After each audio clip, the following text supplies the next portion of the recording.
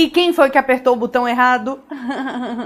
Pois muito que bem, agora sim, meu povo brasileiro, tudo bem com vocês? Estamos iniciando o nosso episódio número 2 de Roberta de Neve, as 7 questões. Pois muito que bem. É isso mesmo, produção? É isso mesmo, produção? É isso mesmo. Estou ouvindo bem, produção? Estou ouvindo bem. Pois muito que bem, é hora do show. E qual o tema de hoje? No episódio número 1, falamos de sucessões. No episódio número 2, a gente começa com uma música que eu mesma cantarei. A música porque eu tenho um timbre, né? Muito bom, muito bonito, mentira. Mas quem conhece essa música? Se você conhecer essa música, você é dos meus. Você é dos meus. Se você não conhecer, você não é dos meus. Sinceridade. Eu não tenho o ritmo da música, mas é tipo um rock muito dos antigos, daqui de Brasília, de uma banda fodástica que inspirou uma banda que eu sou fã número 1, que é Raimundos. Mas vê se você conhece essa banda aqui, ó.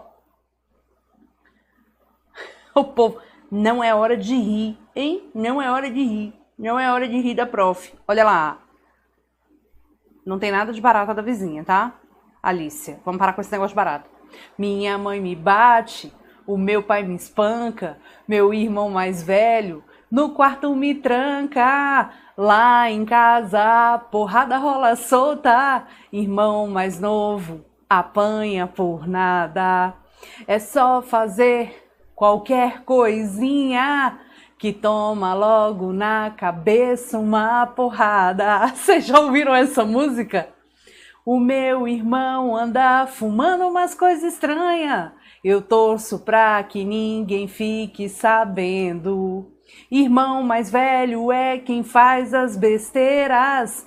Irmão mais novo é que acaba sofrendo. Minha mãe me bate, o meu pai me espanca. Meu irmão mais velho no quarto me tranca. Gente, quem conhece essa música? Chama Família que Briga Unida Permanece Unida, de uma banda das antigas, Little Quail. Não é todo mundo. Nunca ouvi. O povo novinho, né, Brasil? Agora deixa eu te contar. E essa aqui, ó. Meus dois pais me tratam muito bem. O que você tem que não fala com ninguém? Meus dois pais me dão muito carinho. Então por que você se sente sempre tão sozinho? Meus dois pais me compreendem totalmente. Como é que você se sente? Desabafa aqui com a gente. Meus dois pais me dão apoio moral. Não dá pra ser legal, só pode ficar mal. Pá, pá, pá, pá, pá, pá, pá, pá. Má. Minha mãe até me deu essa guitarra. Ela acha bom que o filho caia na farra. E o meu carro foi meu pai que me deu. Filho, o homem tem que ter um carro seu. Fazem questão que eu só ande produzido. Se orgulham de ver um filhinho tão bonito. Me dão dinheiro pra eu gastar com a mulherada. Eu realmente não preciso mais de nada. Meus pais não querem que eu fique legal. Meus pais não querem que eu seja um cara normal. Não vai dar assim, não vai dar. Como é que eu vou crescer sem ter com que me revoltar? Não vai dar assim, não vai dar. Pra eu amadurecer sem ter com que me rebelar. Pá, pá, pá, pá, pá. Quem lembra dessa? O Traje a Rigor, Rebelde sem causa. É essa! Pá, pá, pá, pá, pá, pá, pá, pá. Gente, eu sou roqueira, né? Vocês sabem disso. Já descobriram o tema de hoje?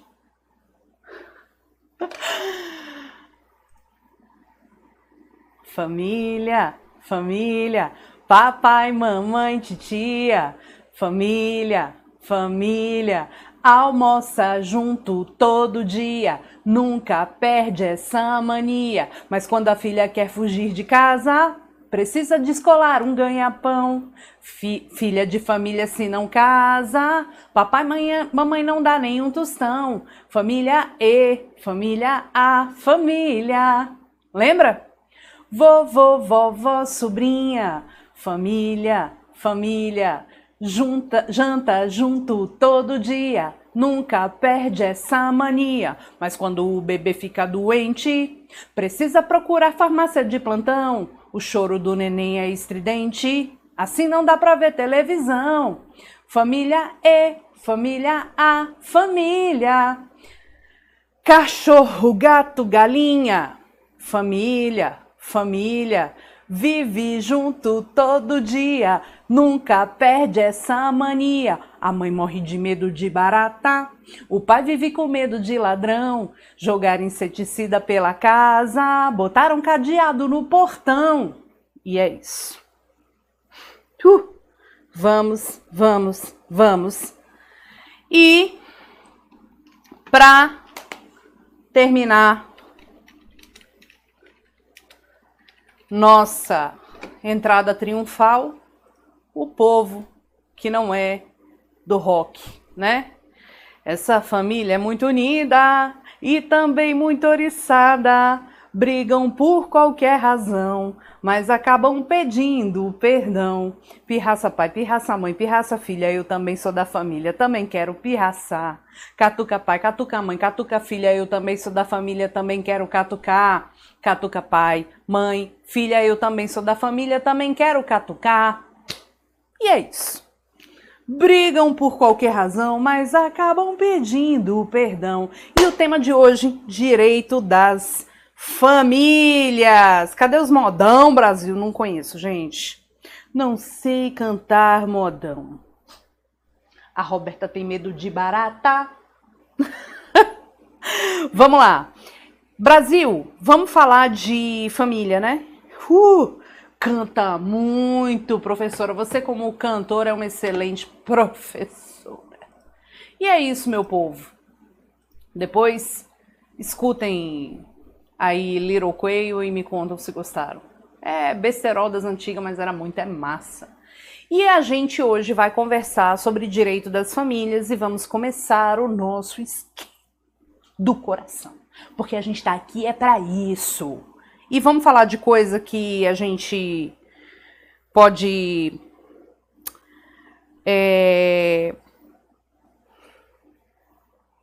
cair na prova. Tô tentando me concentrar aqui de novo. Receber o espírito de Bevilacqua. Venha, bebê. Conta pra mim tudo de direito. Vamos no nosso material? Vamos começar as nossas anotações? Quando a gente fala de direito das famílias, tudo é possível. Casamento, união estável, alimentos, regime de bens, poder familiar, tutela, curatela e a zona toda. Vamos embora falar disso? Investigação de paternidade, tudo é possível. E nesse universo do direito das famílias, vamos agora colocar no nosso material tudo que pode ser cobrado. Tá preparado? Prepara, que agora é hora do show das poderosas. E vamos lá, Brasil. Olha só, episódio número 2, direito das famílias. A gente começa falando aqui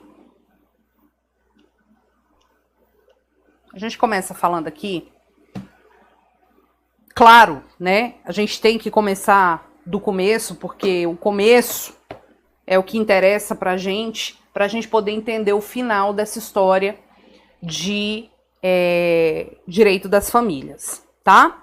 Roberta, eu quero que você me explique exatamente o início. Quando a gente fala de direito das famílias, a gente tem algumas coisas importantes para a gente lembrar, tá? Aqui eu quero começar falando de uma regra de ouro.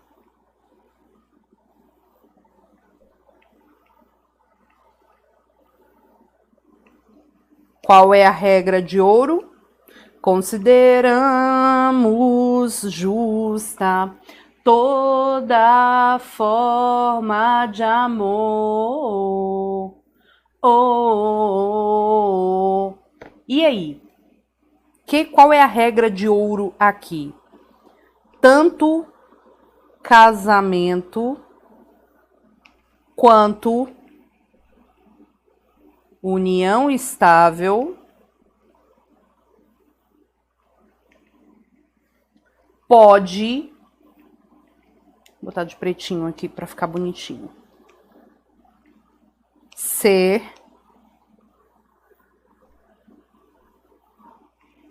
homoafetiva, tá? Tanto o casamento quanto a união estável pode ser homoafetiva. Professora, não tem mais discussão sobre isso? Não, não tem mais discussão nenhuma sobre essa história de casamento e união estável homoafetiva, tá? Agora, professora, aqui a gente vai ter o seguinte, peraí que eu tô arrumando minha mesa aqui que ela tá despencando. Vamos lá. Aqui eu também quero que você observe que o que rege é o amor. O que rege o direito das famílias é o amor, o afeto. É o grande princípio do direito de família, tá? É o amor. Então hoje a gente trabalha com um conceito de família eudemonista.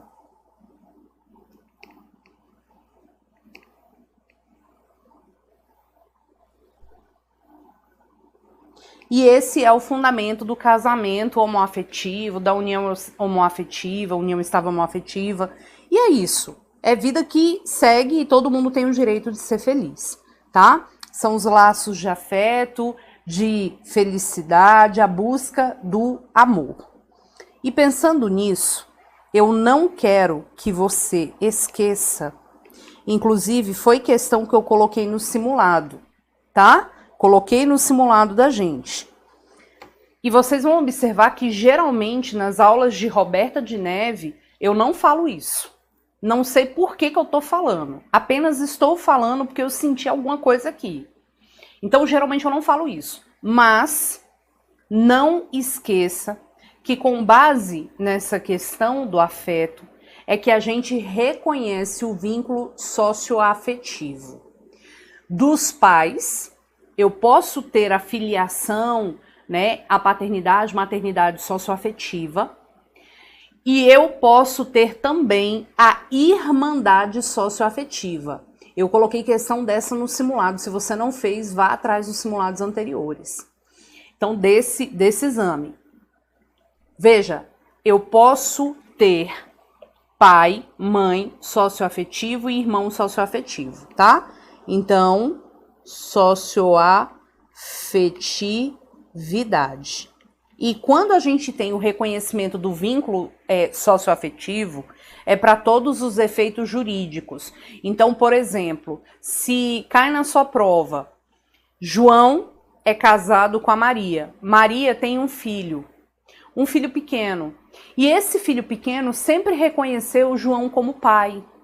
Apesar de ter também o pai biológico convivendo, é possível o reconhecimento da paternidade do pai biológico e daquele padrasto como sendo pai efetivamente? Sim, isso é o vínculo socioafetivo. E o vínculo socioafetivo, não esqueça, ele gera todos os efeitos jurídicos.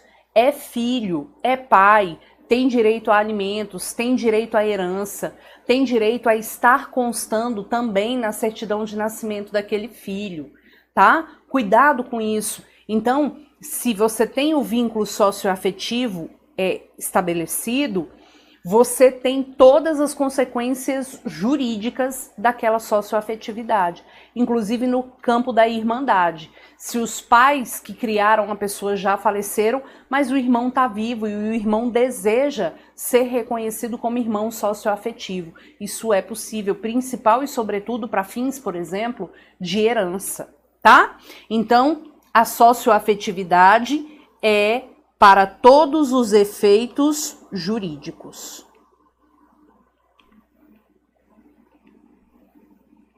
Isso aqui pode cair na sua prova, tá? Para todos os efeitos jurídicos, alimentos, herança, etc, etc. Tudo bem?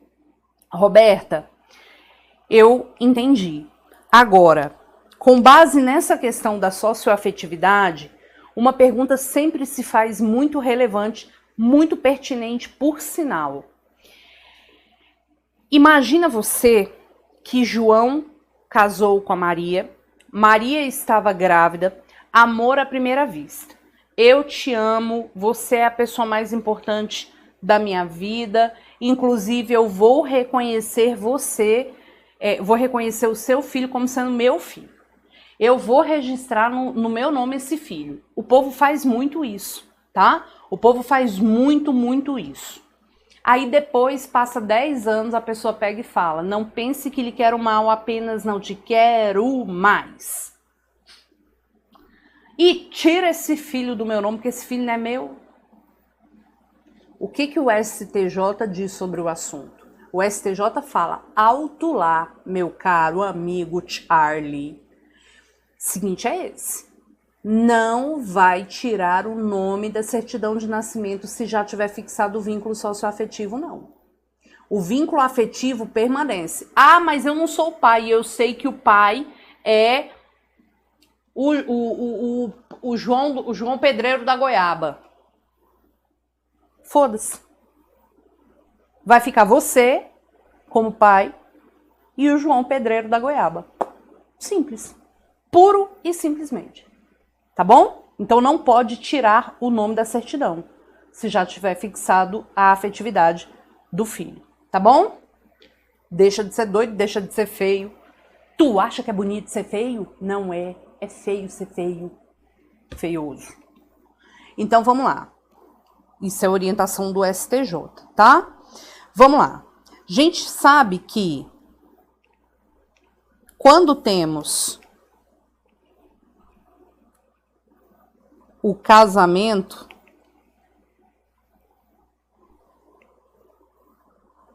e a união estável, a pergunta é: existe diferença entre casamento e união estável nas consequências jurídicas? Não, não existe. Casado é casado, união estável é união estável, tá?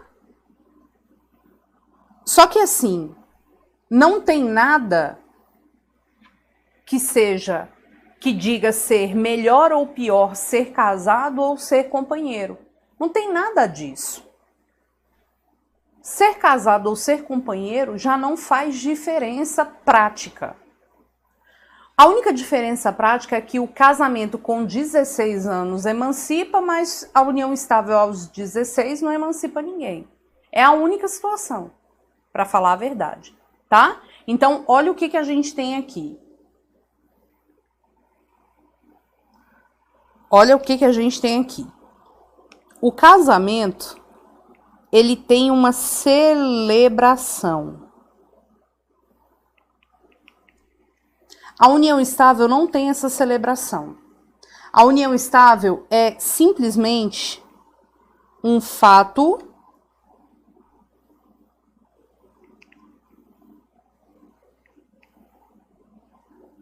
da vida que surge, tá? Um fato da vida que surge pela convivência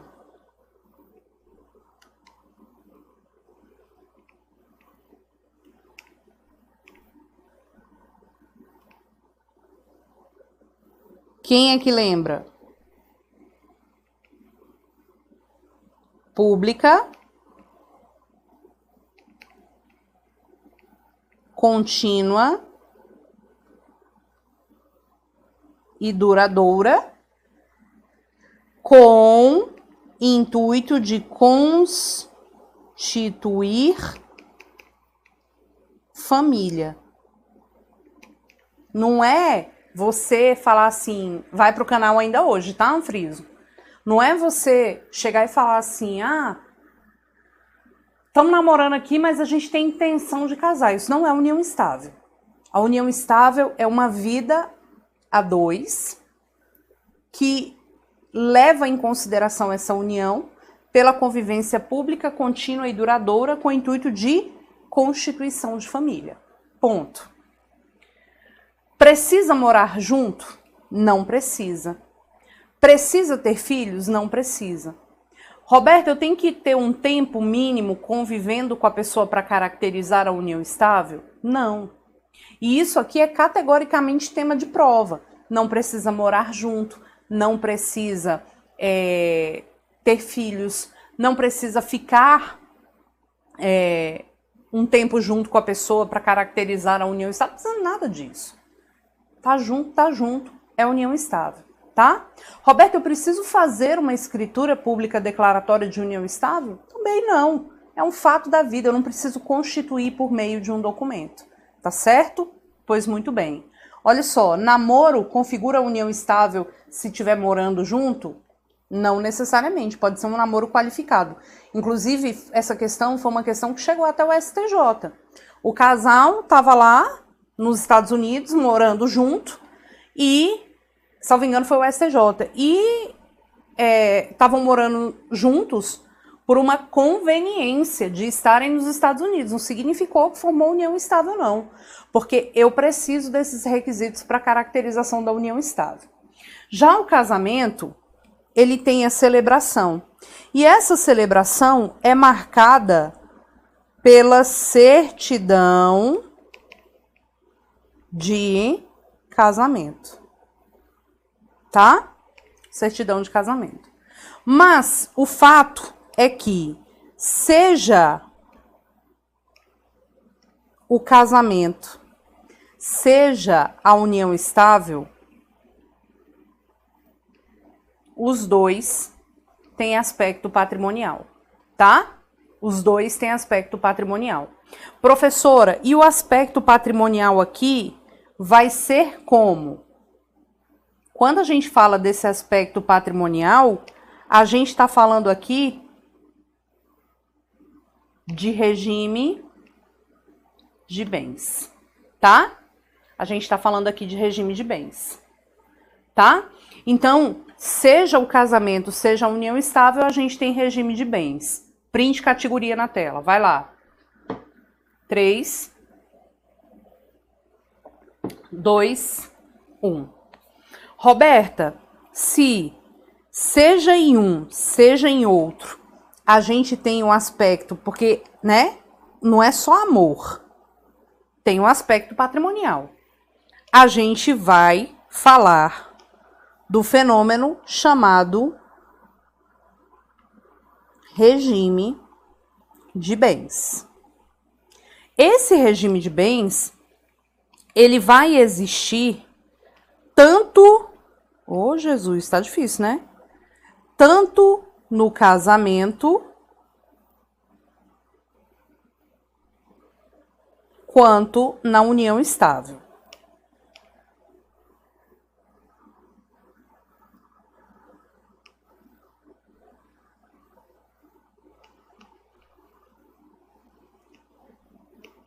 Tanto no casamento quanto na união estável. E assim, a gente tem uma regra, tá? Esse casamento e essa união estável vão ser regidas via de regra, pelo regime da comunhão parcial de bens.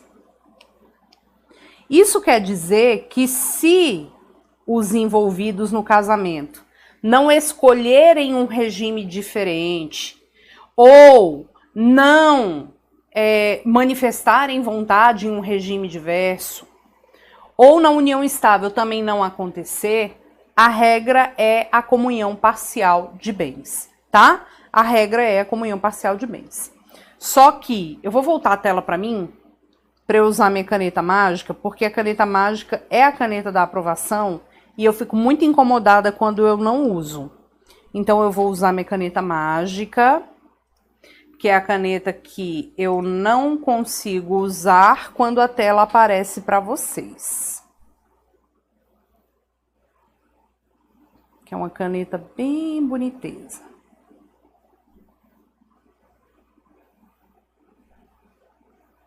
Oh, que fofinho. É rosa, tá? Então, a gente vai ter aqui, categoricamente, essa situação. Mas, professora, para que serve regime de bens?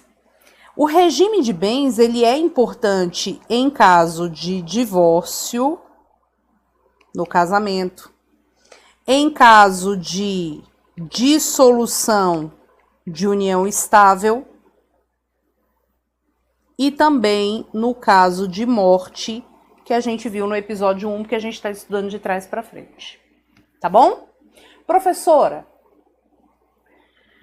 então a galera casou ou tá vivendo uma união estável e não manifestaram vontade de outro regime.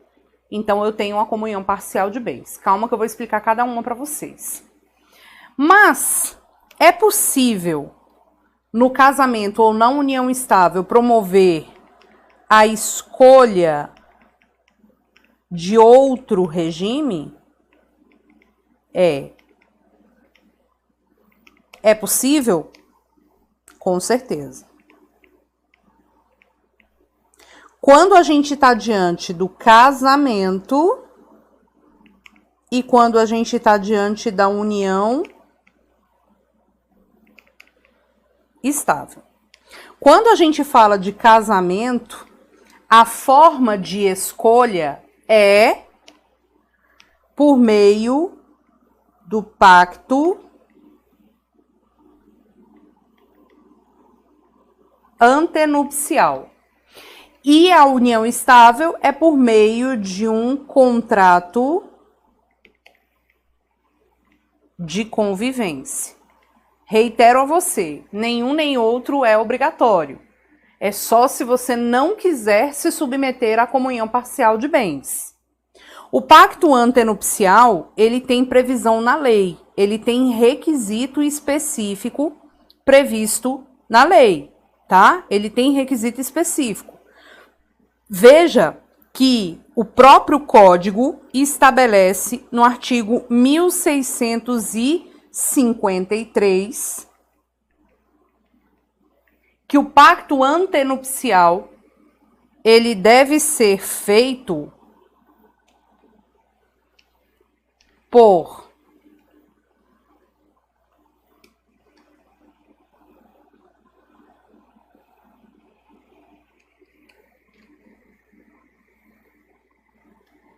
escritura pública, que é aquela que você faz direto no cartório,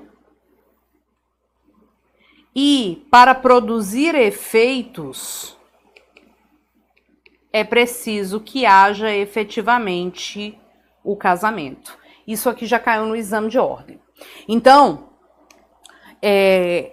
a escritura pública precisa existir, né? As partes devem colocar lá na escritura pública à vontade em ter um outro regime, porque se você não fizer por escritura pública, é nulo. E ele só produz efeitos depois do casamento. Na união estável, a lei não traz uma regra assim muito específica, sabe? A lei não traz uma regra assim sobre contrato de convivência. Então, a forma do contrato de convivência é uma forma livre. Eu não tenho um rigor de forma. Eu posso fazer um documento particular? Pode. Mas o ideal é que você faça por escritura pública até para fins de prova, tá? De comprovação, futuramente, se precisar. Então, qual foi a questão que caiu no exame de ordem? Foi assim: João e Maria estavam querendo celebrar o casamento. fizeram todo o processo de habilitação e foram até o cartório e fizeram um pacto antenupcial, fixando que o regime de bens do casamento deles, que seria futuramente celebrado, seria a separação convencional de bens. Ou seja, o que estivesse no nome da Maria seria, o que estivesse no nome do João também seria. E em caso de divórcio, cada um com seu cada um, segue o bonde, vai ser feliz, não me enche o saco. Beijo, não me liga. O que tá no seu nome é seu, o que tá no meu nome é meu. E ponto final, Zé Fini. Aí, João ficou doente, foi internado, ficou muito bad mesmo, quase morreu, quase fez a passagem, mas enfim, sobreviveu. E aí ele chegou para Maria e falou: Maria, meu amor, eu te amo tanto, e a vida é essa, e eu quero muito ficar com você. Então, assim, vamos parar com esse negócio de querer celebrar casamento e fazer festa para para 1 milhão de pessoas. Não vamos mexer com isso não, vamos fazer o seguinte, vamos viver nossa vida. E assim fizeram. Passaram a viver, então, em união estável. Aí o tempo passou, 10 anos depois, o João chega para Maria e fala: não pense que lhe quero mal, apenas não te quero mais. A Maria falou: porra, man, fiquei esse tempo todo dedicando minha vida a você para você agora dizer que não me ama mais. Mas tudo bem, melhor você não me amar do que ficar comigo me sacaneando. Então vamos encerrar a nossa união estável. Mas como é que a gente vai fazer a partilha dos bens? Aí o João fala: que partilha de bens? Se eu tenho em minhas mãos um documento que diz que é separação convencional de bens e todos os bens estão no meu nome. Então assim, para, né, produção? Vamos partilhar o quê? Não tem nada para partilhar, tá tudo no meu nome. Aí a Maria vai falar: meu amor, não pense que lhe quero mal, apenas quero o que é meu.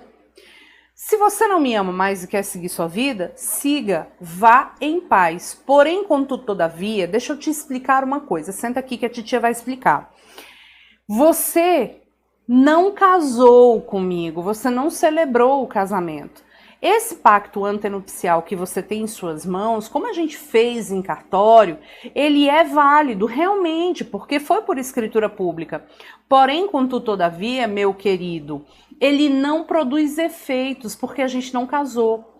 E no silêncio dos conviventes, no caso eu e você, na verdade, prepondera o regime da comunhão parcial de bens. Então, portanto, esse documento que tem em suas mãos, ele é válido, mas ele não produziu efeitos. Chupa a produção. Não pense que lhe quero mal. Eu também não te quero mais, mas eu quero os meus bens. Entenderam isso? E foi, senta aqui, jovem. Senta aqui, jovem. Se não tem pacto, se não tem para a união estável um contrato de convivência, segue o bonde.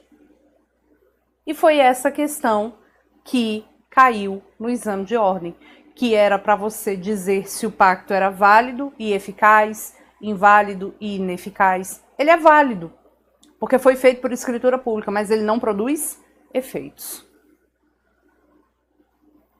A Jussara colocou ali: professora, você viu que a Nubente que disse brincando não na hora do sim e o casamento não se realizou? Vi.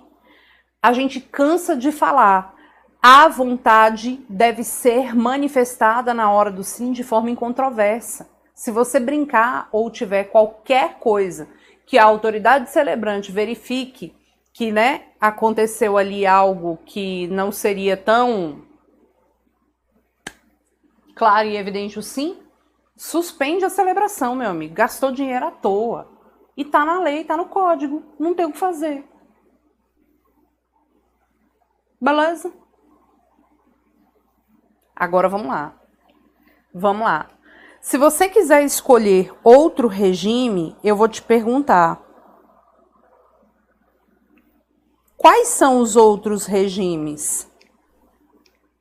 A gente pode ter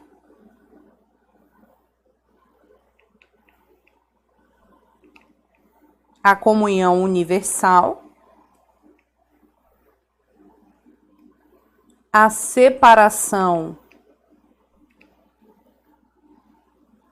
convencional de bens.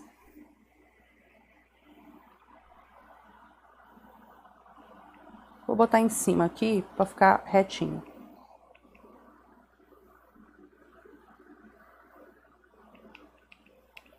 A participação final nos aquestos.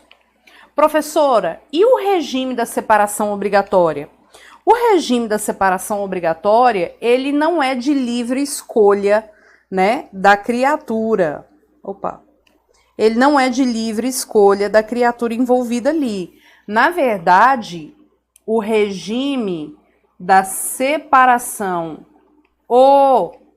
obrigatória, ele impõe, e eu vou colocar aqui a título de cereja de bolo mesmo, ele não é escolha das pessoas envolvidas no casamento, tá? Ele é exatamente imposto pela lei, porque ele é obrigatório. Professor, ele é obrigatório para quem? Ele é obrigatório para 3 situações. Para quem vai casar ou viver a união estável com mais de 70 anos, tá? Não é o idoso, porque o idoso ele é acima de 60, pelo Estatuto do Idoso. Aqui é acima dos 70 anos. Quem casa mediante causa suspensiva,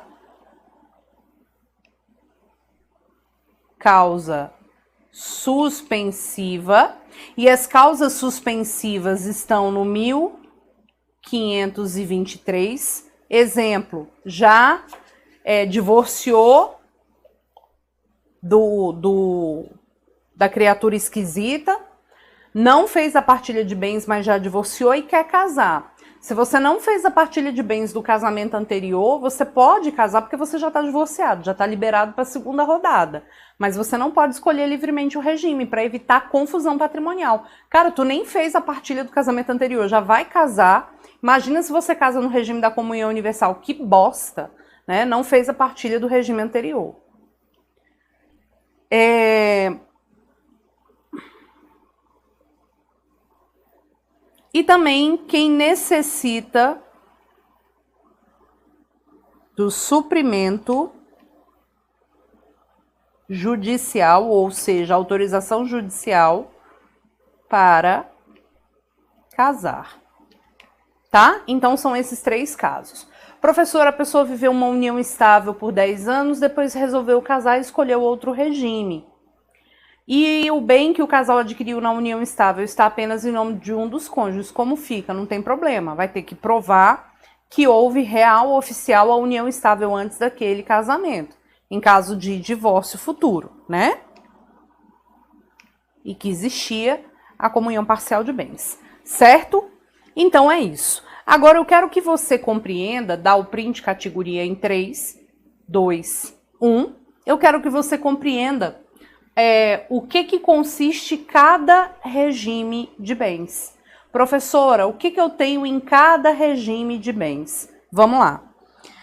Quando a gente fala em regime de bens, nós temos as 4 modalidades, né? As 4 modalidades. A gente tem a comunhão parcial de bens, a gente tem a comunhão universal, a gente tem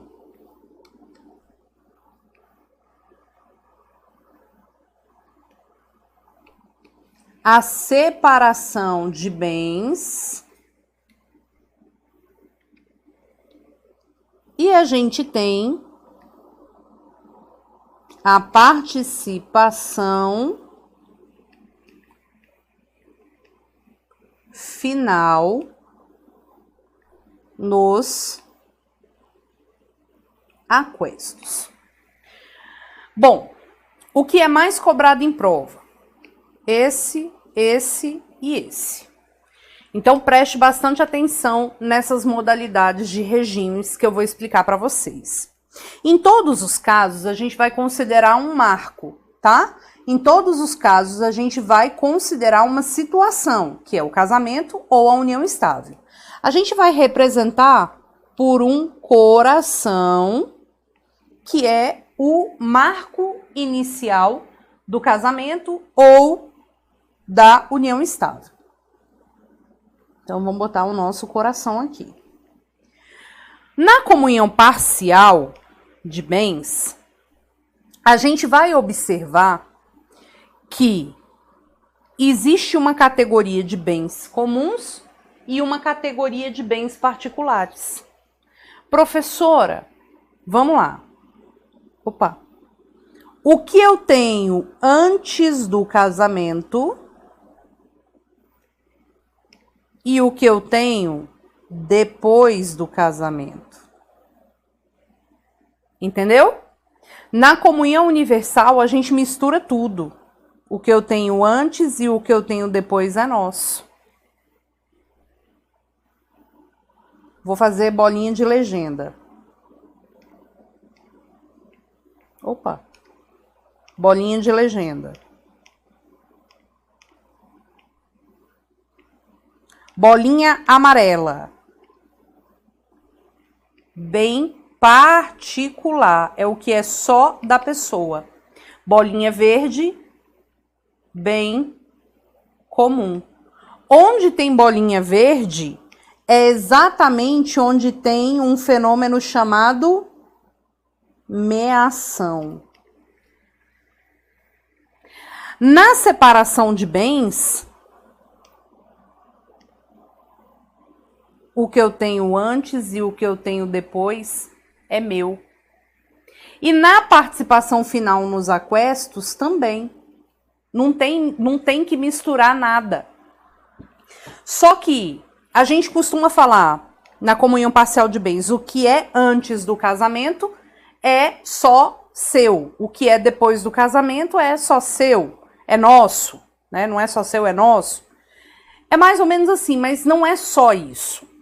Na verdade, na comunhão parcial de bens, o que a gente tem antes do casamento é bem particular, tá? O que a gente tem antes do casamento é bem particular, mas também o que você recebe, vou botar aqui umas bolinhas amarelas, tá? Ao longo do casamento, por exemplo, a título de herança, é só seu. A título de doação para você é só seu, tá? O que você tem antes do casamento é só seu. Agora, também é caracterizado bem comum, por exemplo, o FGTS é nosso. Aluguel de bem particular é nosso. O que você ganha de loteria é nosso.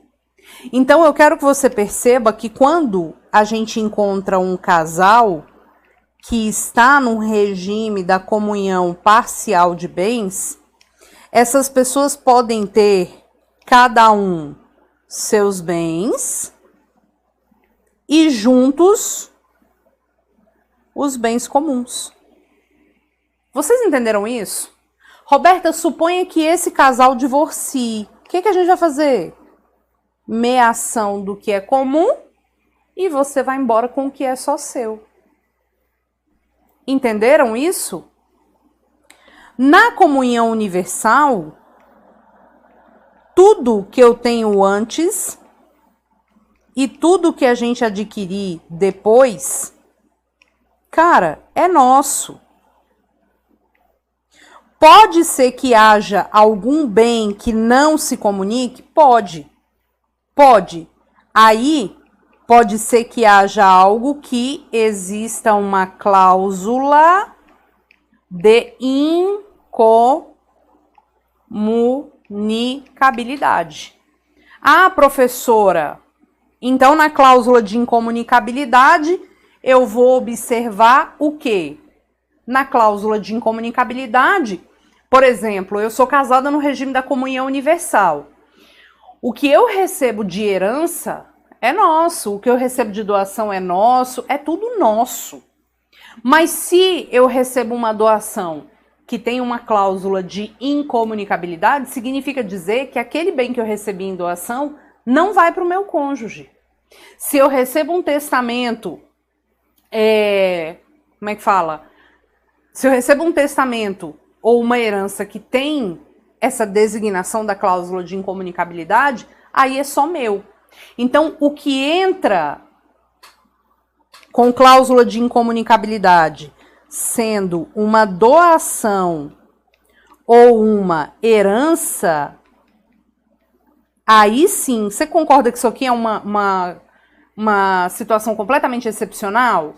Então, se acontecer isso aqui, aí não. Aí é só seu. Aí a gente pode até pintar de amarelo, porque vai ser só da pessoa. Só da pessoa. Entendeu? Aí a gente pode até botar aqui do ladinho dele. Vai ser só de um dos dois. Mas isso é uma excepcionalidade. Eu preciso ter a cláusula de incomunicabilidade. No regime da separação de bens, é cada um com o seu cada um. Não tem essa história. Não tem essa história de... Vou até botar esses bonequinhos mais pra cá, porque eu vou anotar uma informação. Não tem essa história de nosso. Não, não. É você com o que é seu e eu com o que é meu. Não tem essa conversa de dividir nada. Mas, professora, eu sei que tem uma coisa em relação à separação obrigatória. Quais são os casos da separação obrigatória mesmo? Maior de 70 anos, causa suspensiva, suprimento judicial para o casamento. Nesses casos, a gente vai observar que se for o regime, vou botar aqui, ó, de separação obrigatória, a gente tem uma questão de justiça mesmo. Por quê? Imagina o seguinte caso. João e Maria já tinham 70 anos quando se conheceram, retomaram a vida. Eu botei uma questão dessa na prova. Retomaram a vida, na prova não, no simulado. Eles eram grandes amigos de infância e acabou que a vida seguiu rumos diferentes e com 70 anos eles se reencontraram. E nesse reencontro eles resolveram casar. Casaram. Ficaram casados ali 25 anos. E no final das contas, eles foram angariar patrimônio de verdade depois do casamento, com 70 anos. A gente tem a impressão de que quando você chega nos 70 anos você já está com patrimônio formado, mas pode ser que não. Pode ser que surja alguma oportunidade para aqueles dois e eles construam um patrimônio juntos, né? Construam um patrimônio juntos. Aí, nesse caso do patrimônio que eles construíram juntos, com o esforço comum dos dois, dinheiro investido dos dois, é injusto que você aplique a separação obrigatória e o rigor de o que é seu, o que é meu. É muito triste, né, você aplicar esse rigor. Então a gente tem a súmula, só que isso é só para separação obrigatória. A gente tem a súmula 377 do STF, que fala que o que foi adquirido onerosamente na constância do casamento deve ser partilhado. Só que aqui não basta ter sido adquirido só onerosamente na constância do casamento. O STJ ele complementa esse posicionamento dizendo, olha, não basta ter sido adquirido onerosamente, tipo, comprado na constância do casamento. É preciso provar o esforço comum. E esse esforço comum não é presumido como seria no caso de uma comunhão parcial de bens. Não, aqui eu preciso efetivamente comprovar. Então, eu posso ter bens comuns na separação obrigatória, desde que eu tenha o esforço comum devidamente comprovado. tá? Então, cuidado com essa informação, ela é uma informação muito poderosa, tá? Muito, muito importante, pode estar na sua prova, como já foi cobrado também. Professora, essa súmula se aplica na separação convencional? Não, não, não, tá bom? Professora, essa participação final nos aquestos é aquele regime de quem tem muito dinheiro, muito dinheiro. Por quê? Porque ele é um regime que é um pouco misto, tá? O que é o regime que é um pouco misto? Durante o casamento, ele parece muito com o regime da separação convencional de bens. Ele parece muito com o regime da separação convencional de bens. Professora, separação convencional de bens é uma separação que a gente vai verificar que cada um tem uma autonomia muito grande. Só que quando acontece o divórcio, a gente pode fazer uma apuração do que é comum, tá? Uma apuração do que é comum. Professora, como assim? Parece muito com uma comunhão parcial de bens. Só que eu vou ter que comprovar o que é realmente comum. Aí a gente pode partilhar o que for comum. Por isso que a gente fala participação final nos aquestos. É verificar o que realmente cada um tem de participação na aquisição daquele patrimônio. O Lucas colocou aqui no chat. É o mesmo caso da súmula 655 do STJ. A súmula 655 do STJ, e é uma excelente recordação, porque é uma súmula muito recente, ela estabelece que a união estável que seja verificada por uma pessoa acima de 70 anos também entra aqui como é que fala? Na separação obrigatória de bens, tá bom? E aí ele fala, olha, comunica o que foi adquirido na constância da união estável quando for comprovado o esforço comum. Excelente recordação, porque essa súmula, ela é uma súmula de novembro de 2022 e é uma súmula que pode estar na prova. Então, se aplica à união estável também esse posicionamento que a gente está falando, tá? Pessoa com mais de 70 anos que vive uma união estável, de fato, vai se enquadrar no regime da separação obrigatória de bens, também podendo ter essa partilha do que seja bem comum, se houver a comprovação do esforço comum, tá bom? Que não se presume, eu tenho que provar que eu juntei, que eu coloquei dinheiro ali, tá bom?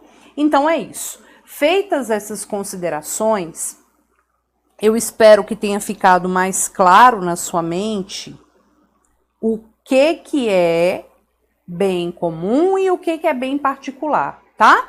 Bem particular é só seu. Bem comum é só onde tem a bolinha verde. Onde é que a gente encontra a bolinha verde? Acorda, Neide! Onde é que a gente encontra a bolinha verde? Na comunhão parcial de bens e na comunhão universal de bens. Ok? Print categoria em 3, 2, 1. Professora, tem alguma coisa assim sobre essa questão de cônjuges, né, que um não pode fazer sem o outro?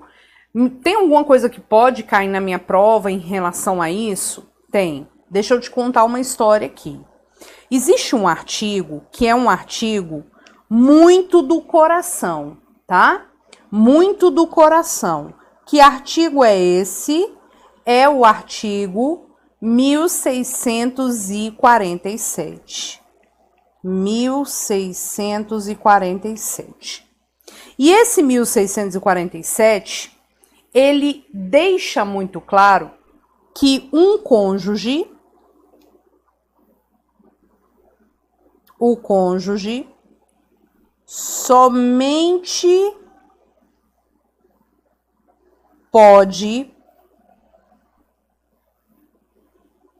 praticar determinados atos com o consentimento do outro. Tipo, atos que para que eu possa praticar, eu tenho que ter o consentimento do outro. Quais são esses atos? Só que tem um salvo aqui. Quais são esses atos? Salvo na separação convencional, que a lei chama de separação absoluta de bens. Aqui na separação absoluta eu não preciso da autorização. Então, o que eu preciso para a autorização? 4 coisas. 2 que são muito cobradas em prova. 4 coisas. Para alienar ou gravar imóveis. Aqui eu vou contar até uma questão de prova. Ser autor ou réu acerca desses bens. Prestar fiança ou aval e fazer doação de bens que sejam comuns. Só pode fazer mediante consentimento do outro. Preste atenção numa questão que caiu no exame de ordem. Maria era casada com João no regime da comunhão parcial de bens. Antes do casamento, a Maria tinha um apartamento. E aí ela casou com o João. O apartamento da Maria claramente é bem particular. 5 anos depois de casada, vivendo muito bem com o marido, ela resolve vender este apartamento particular para investir na sua profissão. A pergunta da prova era: ela precisa do consentimento do marido? Precisa. Por quê? Olha o que consta aqui, mas professor, é bem particular. Não importa. A lei simplesmente fala: um cônjuge necessita do consentimento do outro, salvo se a separação for absoluta de bens.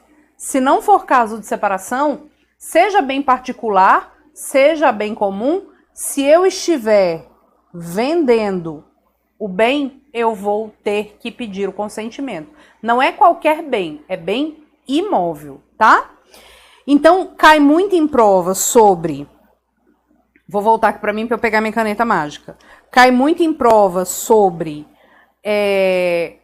alienar imóvel, tá? São os temas, quando esse tema cai, é isso aqui.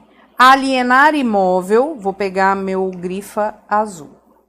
Alienar imóvel e também a questão de prestar fiança, tá?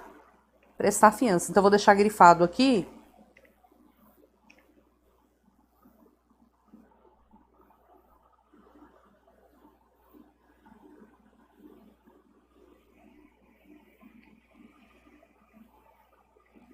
Olha lá.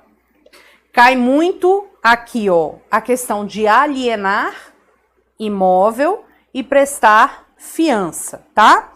Na participação final nos aquestos também tem a exigência, mas o regime da participação final nos aquestos, os próprios nubentes podem designar no pacto antenupcial, porque eu vou ter que ter o pacto antenupcial, que não precisa de consentimento para alienação de imóveis. Aí tá tudo liberado, mas tem que constar no pacto, tá? Aí olha só. Nessa parte aqui, eu te pergunto, e se não houver o consentimento? Se o cônjuge não der o consentimento, a gente vai pedir para que o juiz autorize. O juiz vai analisar se a negativa daquele cônjuge é plausível ou não. Nesse caso da Maria, que é um bem particular, o juiz, se o João não der o consentimento, muito possivelmente o juiz concede, né, o consentimento, autoriza, porque pode ser que não seja uma negativa justa. Agora, o que você tem que ter cuidado é que, se houver o não do cônjuge e o não do juiz, e a pessoa faz, o ato é anulável.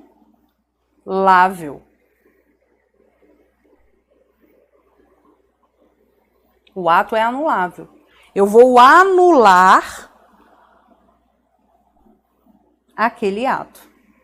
Professora, e se é anulável, tem um prazo? Tem 2 anos contados do fim do casamento. E se o fim do casamento for pela morte, os herdeiros podem anular, tá bom? Então, cuidado, porque se ele vende imóvel, às vezes a prova coloca, o ato é nulo se não tiver autorização. Não, não é caso de nulidade, é caso de anulabilidade, tá bom? Então, print categoria aí, artigo do coração, que pode cair na sua prova, tá?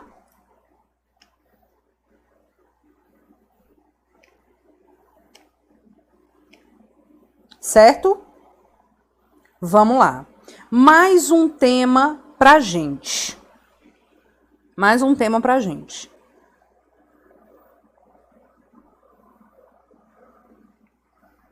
Parentesco.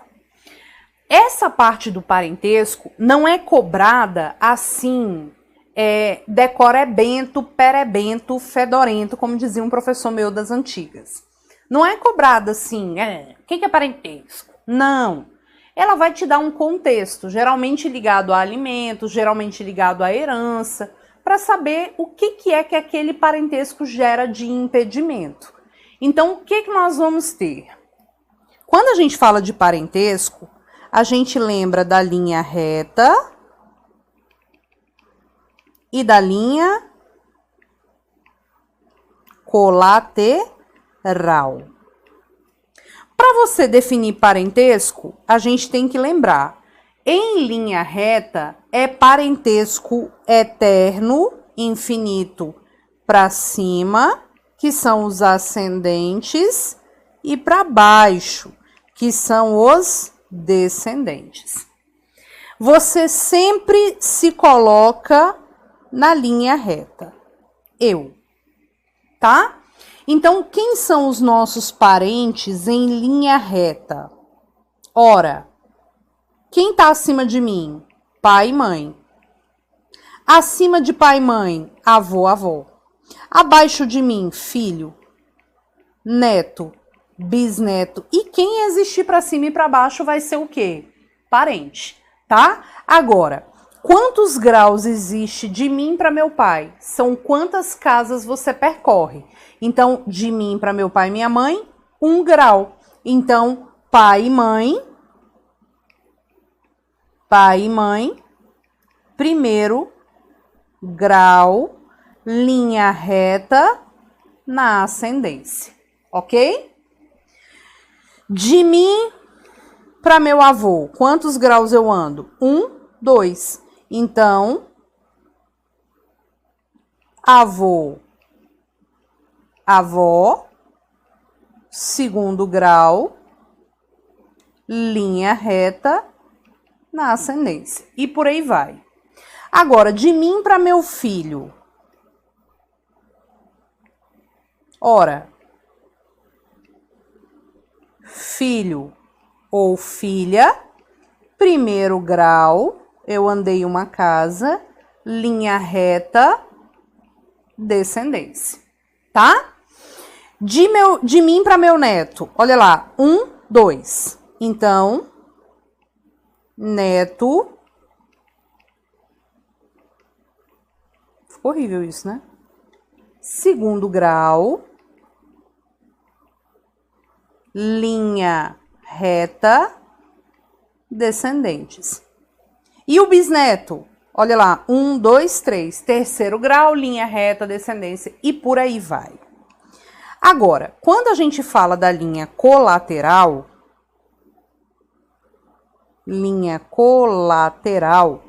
a gente vai observar não quem está acima nem abaixo, mas quem está ao nosso lado ou um pouquinho acima, ou um pouquinho abaixo, mas assim, ao nosso lado, tá?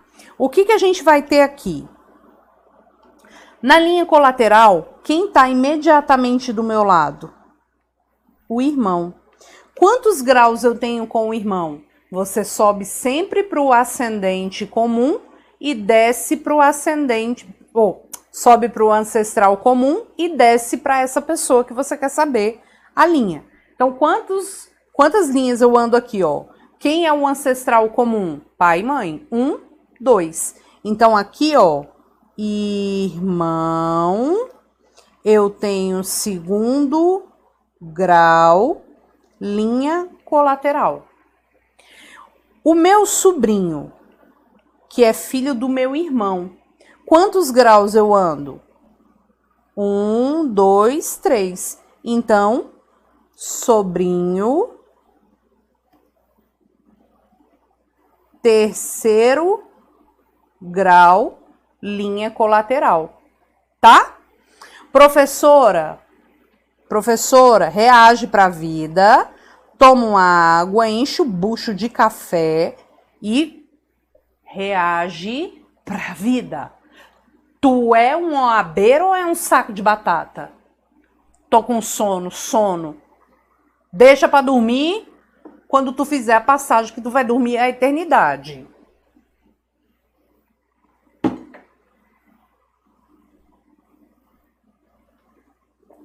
Olha lá. O tio ou a tia, irmão ou irmã, né? O tio. Quem é um ancestral comum do tio? Quem é? Vamos lá. O tio tá aqui.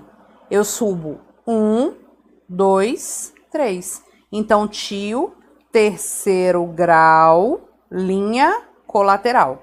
E o primo, que é filho do tio? Eu boto ele aonde aqui? Vamos lá. 1, 2, 3, 4.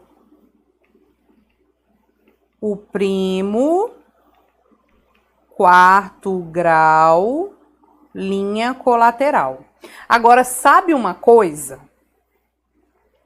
O povo sempre fala, professora, eu não posso casar com a minha sogra, não é? Porque sogra é para sempre. Não tem essa conversinha? Não tem? Pois é, não é que sogra e sogro é para sempre. Deus que me defenda, né, Brasil? Deus que me defenda. Vou até pegar um negócio aqui para sacanear o povo que fica falando isso. Espera aí. Não é bem uma chave de fenda, porque essa daqui é a chave Phillips. Mas é tipo assim, né? Deus que me deu o quê? Fenda. Então, olha só. Olha só. Aqui, a gente vai ter o quê? A fenda. Presta atenção. A gente tem o chamado parentesco por afinidade. Essa parada de afinidade é tipo uma não afinidade. Ó a fenda, que o cabo dela é verde, ainda tá transparente. Vou te bater com a fenda. Te dar um na cabeça. Vamos lá. Olha só. Parentesco por afinidade, que é mais briga do que parentesco, é aquela situação do seu relacionamento com os parentes do presente de Deus.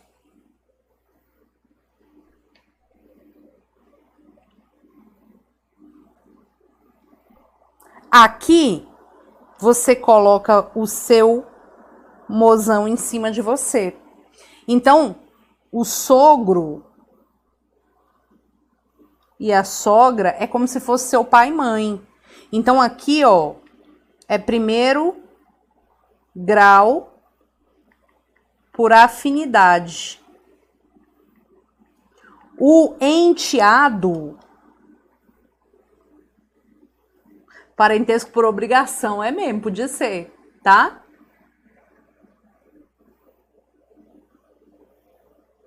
Professor passa a ser parente por afinidade. Agressividade. Olha aqui, ó. O enteado ou a enteada, primeiro grau, também por afinidade. É tipo o seu filho e o cunhado. Segundo grau é igual ao irmão, né? Linha colateral por afinidade. Deixa eu te falar. Não é que para sogro e sogra é para sempre, não. É só cá de que sogro e o enteado, cunhado tá liberado. Se o cunhado for gatinho, rico, milionário, é só porque tu não pode casar.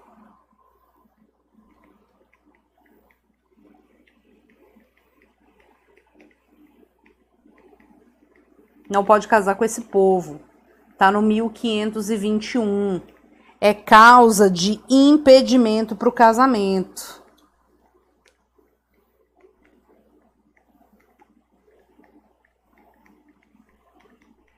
E a gente sabe que impedimento para o casamento se aplica à união estável.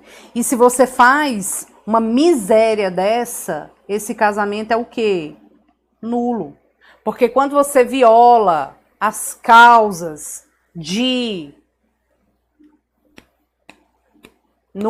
as causas de impedimento, o casamento é nulo. A união estável também. Por falar nisso, só lembrar uma coisa aqui. Ei, Brasil, presta atenção. Morinha veio ver vocês. Se você é casado e faz o divórcio, você pode o quê? Casar. Se você é casado e faz uma separação de fato, você não pode casar, porque separação de fato é tchau, não vamos divorciar ainda, mas tchau, já estou indo embora. Você não pode casar, mas você pode constituir uma união estável, não pode? Pode. Aí você pega, casa com cunhado e continua frequentando o almoço de família. Vai mudar nada.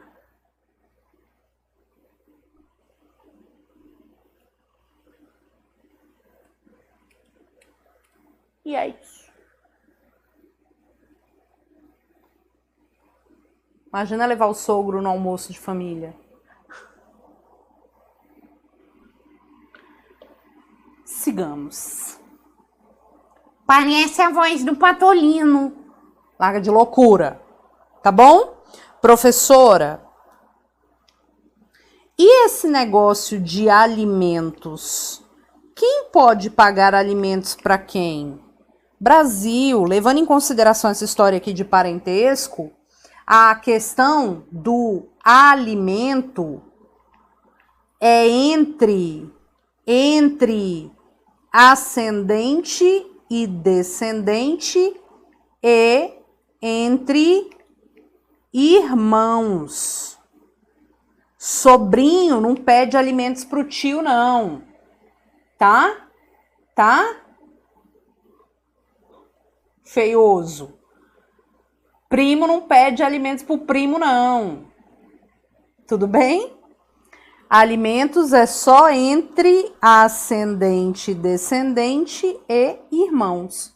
Por falar em alimentos,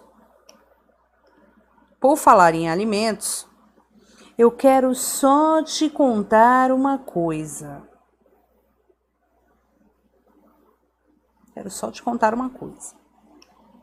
Aliás, antes de falar de alimentos, vamos só dar o print aí. 3, 2, 1. E se o sobrinho foi criado pelo tio e foi criado como se fosse filho? Aí ele pode pedir o reconhecimento socioafetivo, tá? Agora, olha só. Vê se você sabe disso aqui.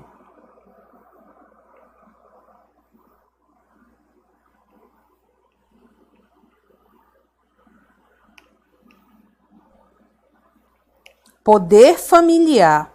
O que é o poder familiar? É o poder que os pais possuem de dizer para os filhos menores: enquanto comer do meu feijão, quem manda nessa porra sou eu. É o que eu digo para os meus gatos e para os meus cachorros. Enquanto estiver comendo da ração que eu ponho nessa casa, quem manda sou eu.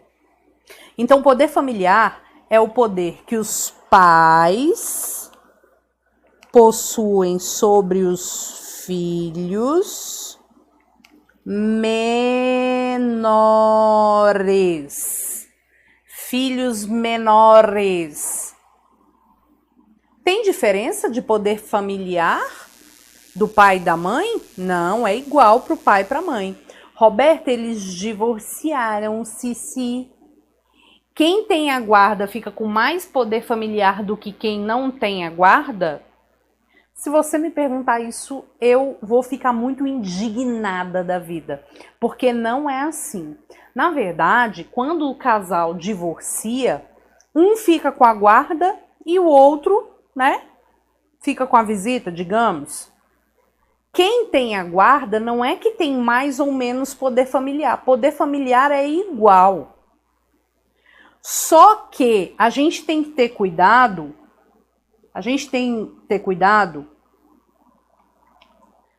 porque o poder familiar, ele pode ser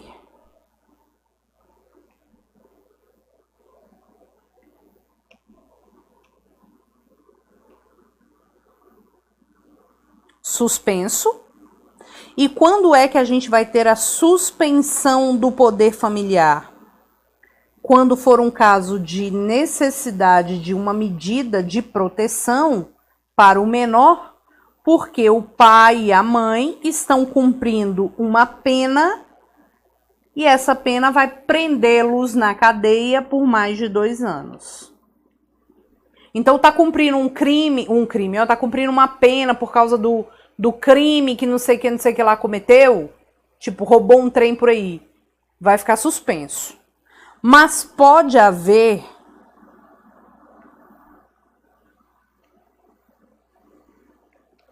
a extinção do poder familiar. Quando a gente fala de extinção do poder familiar, é a perda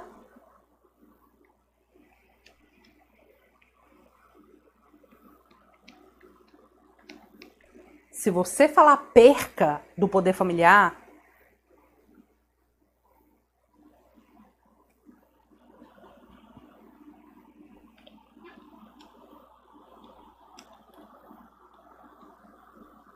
é a perda do poder familiar. Só que deixa eu te falar, a perda do poder familiar somente pode acontecer mediante decisão judicial, e você perde o poder familiar pelas causas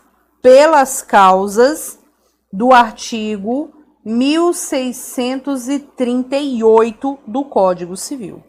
Tudo bem que a extinção também pode acontecer pela maioridade, chegou ao fim, né? Pela morte dos pais, morte dos filhos, enfim.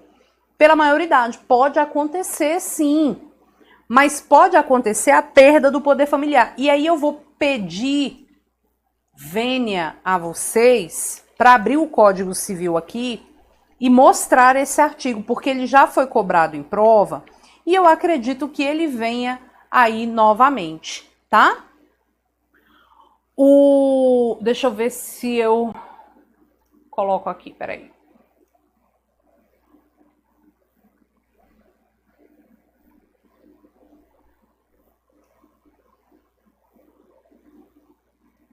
Curte isso aqui, ó. Porque eu sou o quê? Tecnológica. Olha lá. Perderá por ato judicial, por decisão judicial, o poder familiar, o pai ou a mãe que castigar imoderadamente o filho, deixar o filho em situação de abandono, praticar atos contrários à moral e os bons costumes, incidir reiteradamente nas faltas previstas no artigo antecedente, entregar de forma irregular o filho para fins de adoção. Perderá também por ato judicial o poder familiar aquele que, essa é a novidade, que nem é novidade porque já é de 2018 e pode cair na sua prova, tá? O Gilvan falou, professor, essa medida de proteção vai de encontro ao ECA? Não, na verdade não é medida protetiva, tá? É uma medida de proteção no sentido de ser um ato de proteção. Então, olha lá, praticar contra outrem igualmente titular do mesmo poder familiar, homicídio, feminicídio, lesão corporal de natureza grave ou seguida de morte.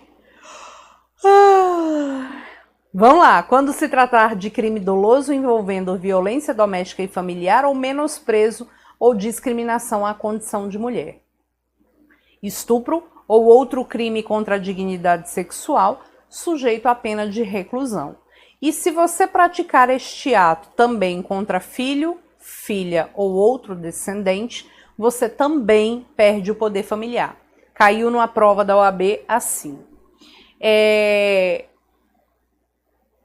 Ou se eu não bater, reage para a vida. Vamos lá. Caiu na prova da OAB assim. João e Maria, casados, possuem 3 filhos. Um filho maior e outros 2 filhos menores. João agrediu fisicamente a Maria, ou João colocou ali a Maria numa situação completamente depreciativa, menosprezando a condição de mulher, xingamentos, etc. Podemos afirmar que João perderá o poder familiar sobre todos os filhos. É somente em relação aos filhos menores. Menores. Esse sombra de vocês aqui no chat tá me contaminando. Reage, vamos lá.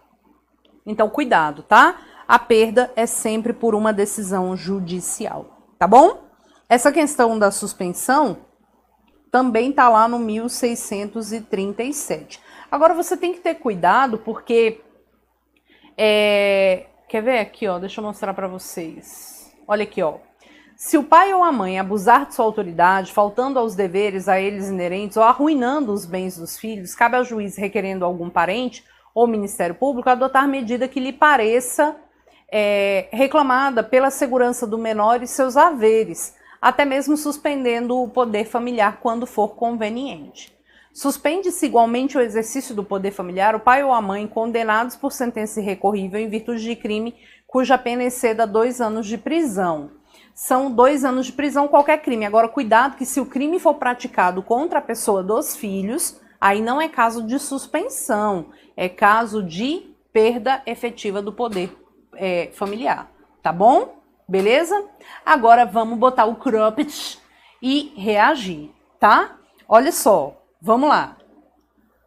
Vou fingir que eu não tô bocejando. Deu print? 3, 2, 1.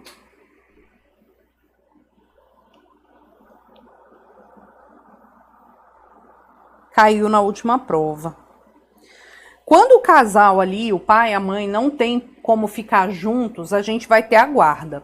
Quais são os tipos de guarda que a gente tem? E guarda em relação a filho menor, né? Guarda não interfere no poder familiar. A gente tem a guarda unilateral. A gente tem a guarda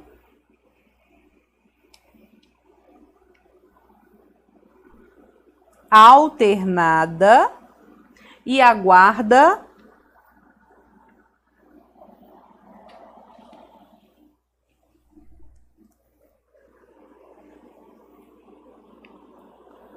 compartilhada.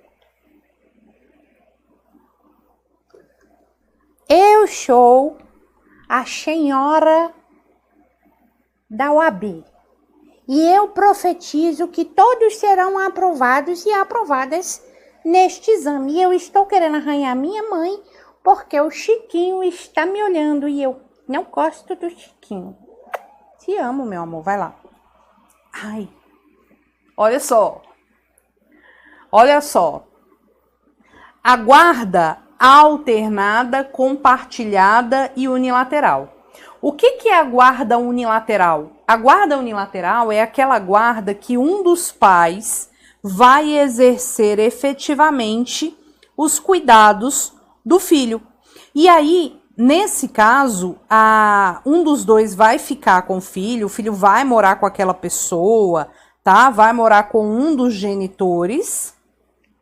Então, vai ter a residência com um dos genitores, tá? Segundo, a residência com um dos genitores, e o segundo, o outro, vai ter os direitos de visitação, tá? Inclusive, se um dos pais atrapalhar o exercício da guarda, pode estar sujeito ao pagamento de multa. As treintes. Então, a mãe que tem a guarda unilateral ou o pai que tem a guarda unilateral, ele vai observar o quê? Ele vai observar o quê? Que ele tem que cumprir a data bonitinho. Ah, vou pegar de 15 dias, finais de semana alternados, Natal com um, Ano Novo com outro, nos anos pares, nos anos ímpares inverte, Dia das Mães com a mãe, Dia dos Pais com pais, enfim, tá? Professor, eu quero artigo. A questão da guarda está no 1583 a 1590, tá? Aí, deixa eu te falar. A guarda alternada, ela não tem previsão na lei, mas é uma guarda que ela consiste numa divisão matemática do tempo. Tipo, uma semana com um, uma semana com outro, 5 dias com um, 5 dias com outro. Enfim, tá? E a guarda compartilhada é a guarda em que ambos os genitores vão cuidar dos dias do menor. Ambos os genitores convivem, tá? A última prova perguntou exatamente isso. A guarda compartilhada, ela é o quê, doutores? Ela é a regra, tá? O juiz pode, inclusive, impor a guarda compartilhada, certo? Professora, e se for caso de multiparentalidade? E se eu tenho a multiparentalidade, ou seja, várias mães e vários pais, todos vão exercer a guarda conjuntamente, porque a gente viu que o vínculo socioafetivo gera todos os efeitos jurídicos, então, inclusive para fins de guarda, de convivência, de exercício do poder familiar e tudo mais, tá bom? Muito cuidado, porque na guarda compartilhada, nessas ações que discutem guarda, nas ações gerais aqui, eu vou me meter com o CPC aqui, mas nas ações gerais que discutem guarda de menores, a gente aplica o 693 a 699 do CPC e uma regra que é muito clara, que é a necessidade de mediação, tá? A técnica de mediação sempre está presente. Professora, na guarda compartilhada, o menor tem lar de referência? Tem lar de referência. E não significa que aquele que não mora com o menor, que exerce a guarda compartilhada, não vai pagar alimentos, não. Na guarda compartilhada, paga alimentos sim, tá? Roberto, e o avô socioafetivo? Também tem o direito de conviver com aquele menor, tá? Não entendi, Paloma, sua pergunta. Mesmo a narrativa falando que tem discussão, os pais vão ter que entrar num consenso. O juiz só vai colocar a guarda compartilhada quando realmente tem como exercer a guarda compartilhada, porque senão a vida do menor vira um inferno. Essa é a verdade. O menino cresce todo problemático, tá? É de competência, claramente, da vara de família, tá? Bom, seguindo o bonde aqui. Brasil, deixa eu te contar uma coisa. A gente ainda tem que comentar, dar o print aí nessa tela, sobre a questão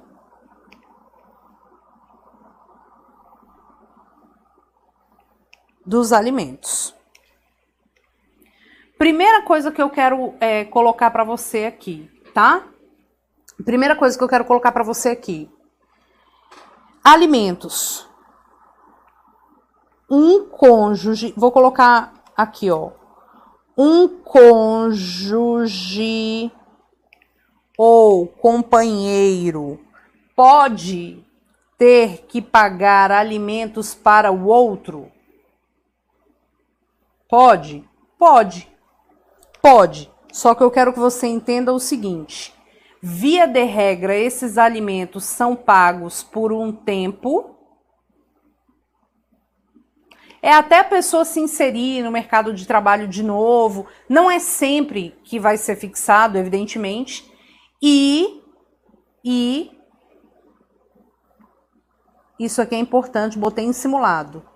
Não cabe prisão civil por estes alimentos, tá? Não cabe prisão civil por estes alimentos. Então, se o juiz fixa que um cônjuge no divórcio tem que pagar alimentos para o outro, ainda que ele seja inadimplente, a gente não vai ter a prisão civil desse devedor. A gente vai ter a execução normal pelo rito da penhora, mas a gente não manda prender essa pessoa, tá bom? Pois muito que bem. Professora, quem pode pedir alimento aqui? Um pai pode ter... Vou botar os pais, né, gente? Porque não é só o pai.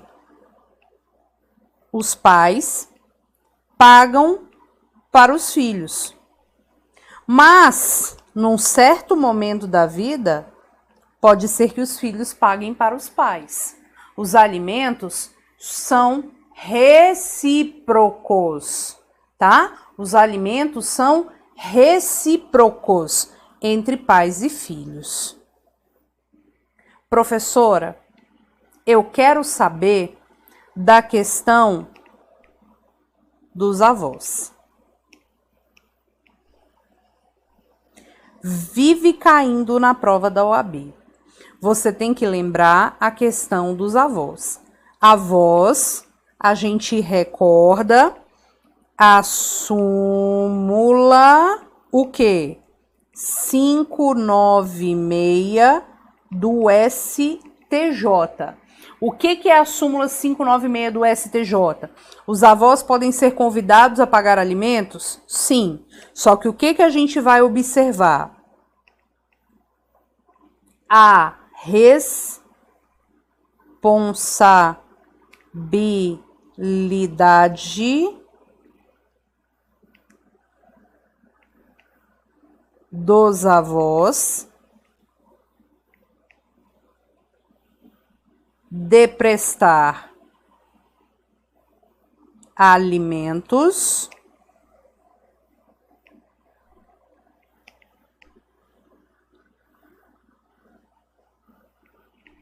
tem natureza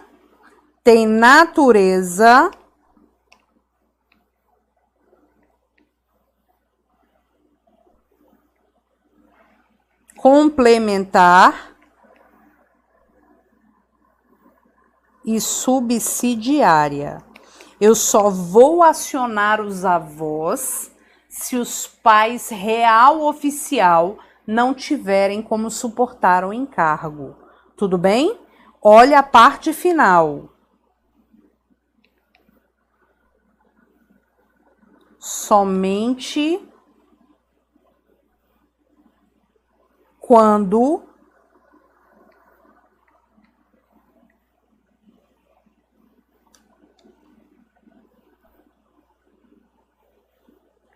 demonstrada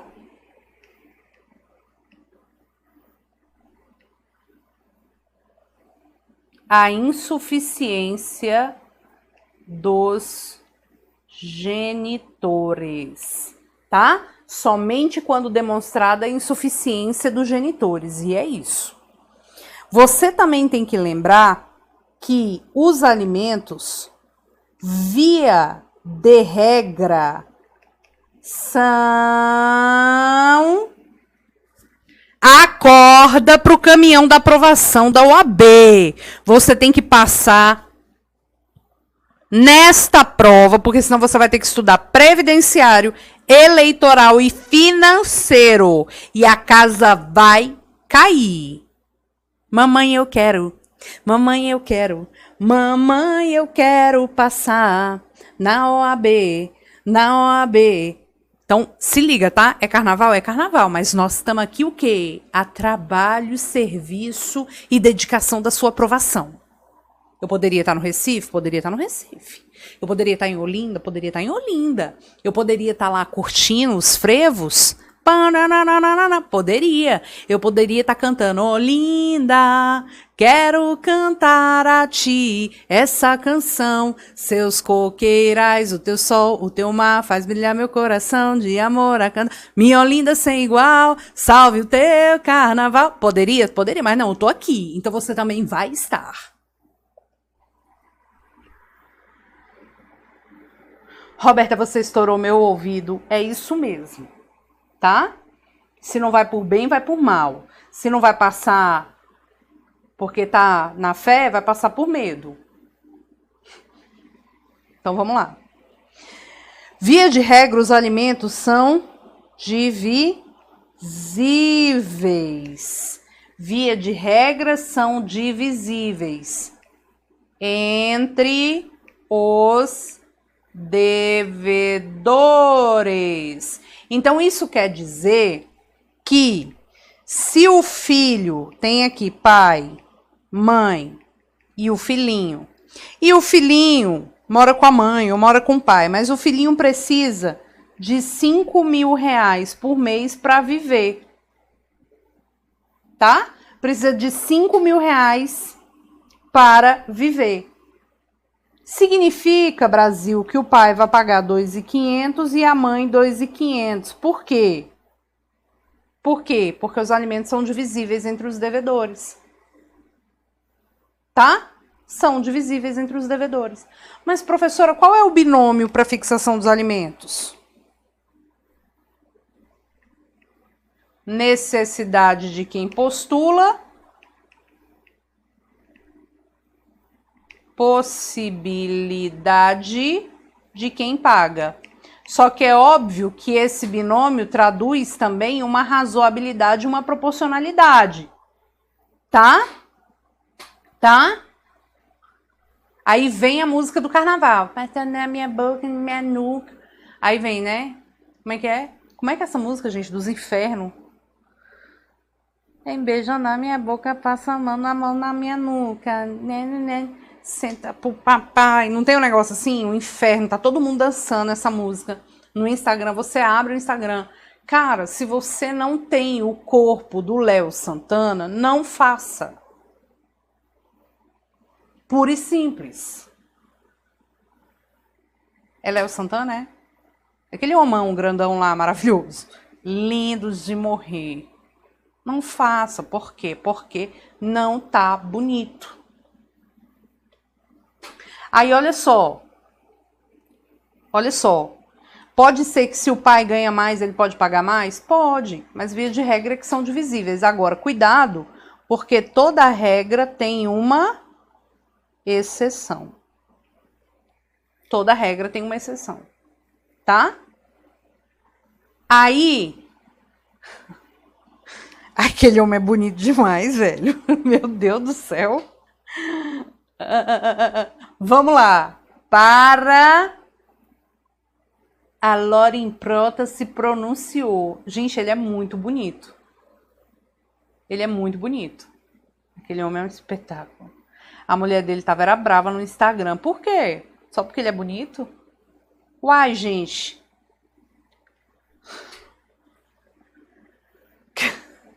Casa com o feio. Porque se o homem é bonito e o homem faz sucesso e o homem fica dançando sem camisa, Não vai olhar? Não vai olhar. Mas eu amo aquela mulher também, gente. Ela é muito linda, não é? E ela dança tão bonitinho. Vamos lá. Então, qual é a exceção? A exceção são alimentos devidos ao idoso. Eu já te falei quantos anos o idoso tem. Idoso é aquele que tem mais de 60 anos. Então, imagina o pai que tem mais de 60 anos e ele tem o filho 1, o filho 2, o filho 3. E o pai, olha a chave de fenda, e o pai precisa de 5 mil reais para viver. Se ele tivesse menos de 60, ele teria que pedir 1/3 para cada filho, porque seria divisível em relação ali no, né, em relação àqueles devedores. Agora, quando o pai é idoso, a gente vai observar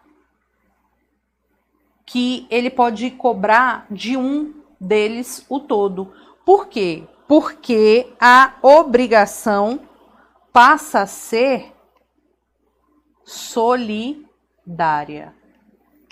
tá? A obrigação passa a ser solidária.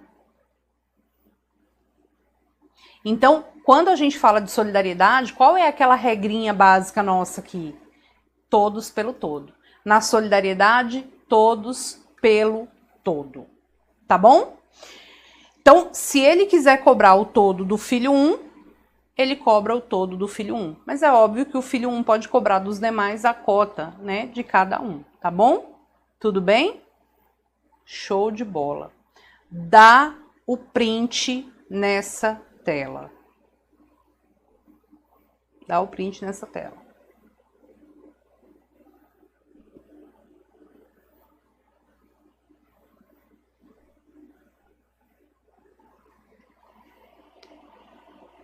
Professora, você recebeu alguma informação aí espiritual final? Recebi e agora eu quero colocar para você.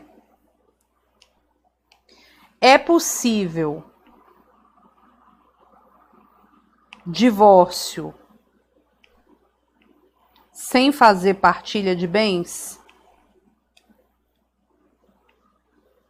Isso aqui vive caindo. É possível divórcio sem partilha?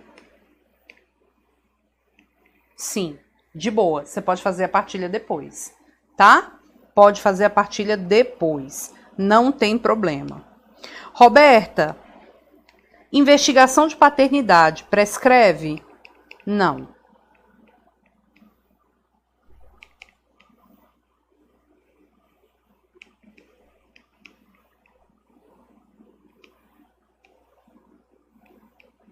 Investigação de paternidade pode ser feita a qualquer tempo.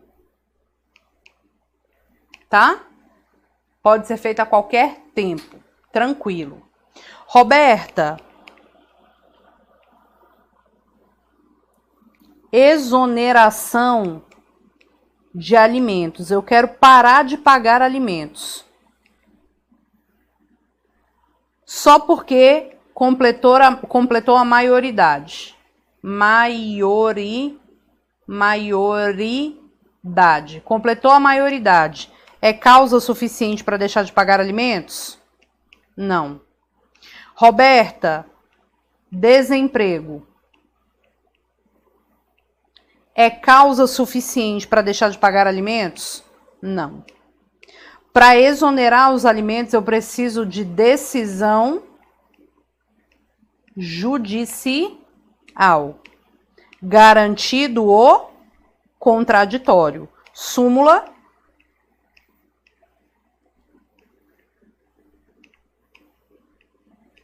358 do STJ, tá? Do STJ. Tudo bem? Não é automático. Desemprego não é automático. Maioridade não é automática. Para exoneração dos alimentos, eu preciso de uma decisão judicial. E um artigo que eu nunca falo, E eu não sei por quê, mas é o 1614. Eu não sei por que eu vou falar dele. Mas vamos lá. O filho maior pode ser reconhecido, né? O filho é maior, o filho já é maior, tem 21 anos. O pai pode chegar e reconhecer o filho sem a vontade dele? Nunca lhe cagou baldes de bosta pro filho a vida inteira.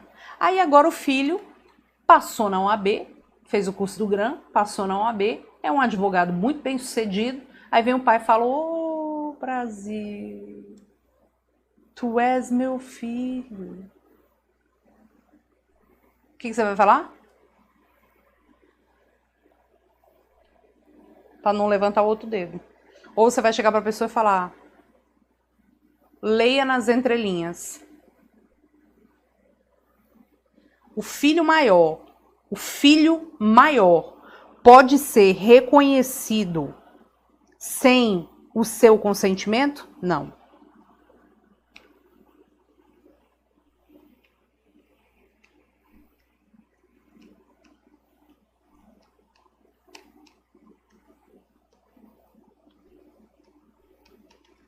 E o filho menor? Que não tem lá tanta coisa assim para falar. O filho menor, ele pode ser reconhecido sem um consentimento, mas você sabia que ele pode impugnar este reconhecimento? Ele pode impugnar esse reconhecimento no prazo decadencial de 4 anos. 4 anos após a maioridade ou a emancipação. Você sabia disso? Fala para mim se você lembrava do 1614, tá? Filho maior não pode ser reconhecido sem um consentimento, e o filho menor, que tenha sido reconhecido, poderá impugnar esse reconhecimento nos 4 anos seguintes à sua maioridade ou à sua emancipação, sempre em juízo, tá bom? Esse prazo de 4 anos é um prazo decadencial. E é isso. Existe prazo para divorciar? Não mais. Casou sexta-feira, quer divorciar hoje. Vai na fé. Vai na fé. E é isso. E é isso. 1614 do Código Civil. E nós terminamos mais um dia do nosso episódio número 2 do Roberta de Neve as 7 questões. Pois muito que bem, falamos tudo de direito de família.